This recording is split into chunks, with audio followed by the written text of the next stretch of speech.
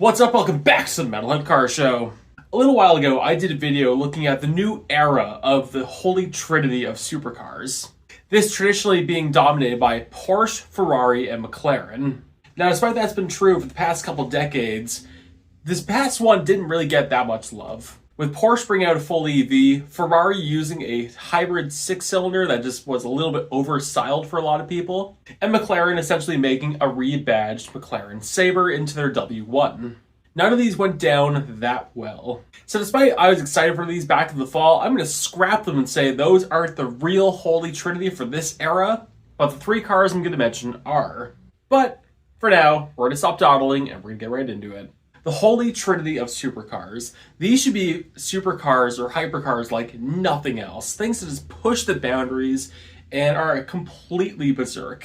And the three companies in question have done this really well in the past, but I think the newest additions to the list just don't really cut it.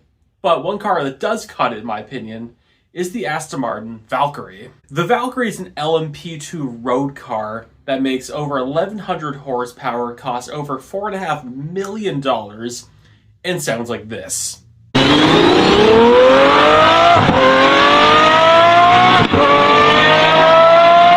I'm willing to fight anyone by saying there is no company in existence that has made a car this crazy, that's pushed the boundaries like this, that's made anything so far from being usable that it's barely a street car. But here we are with ASM Martin. This car has like a 4-minute start procedure.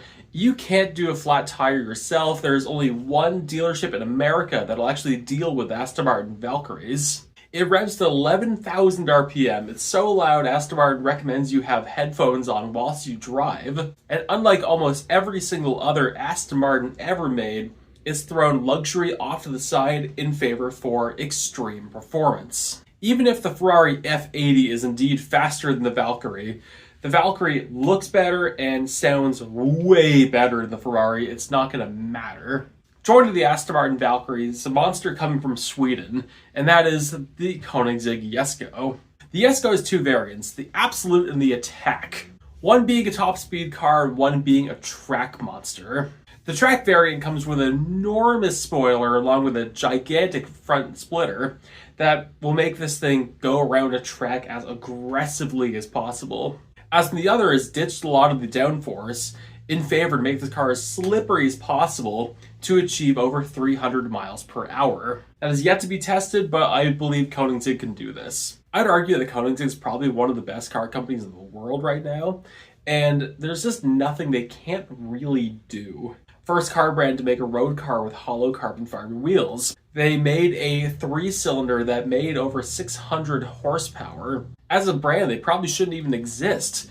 The original show car had to actually be the car that went through testing, but Koenigsegg couldn't afford to go build a second car.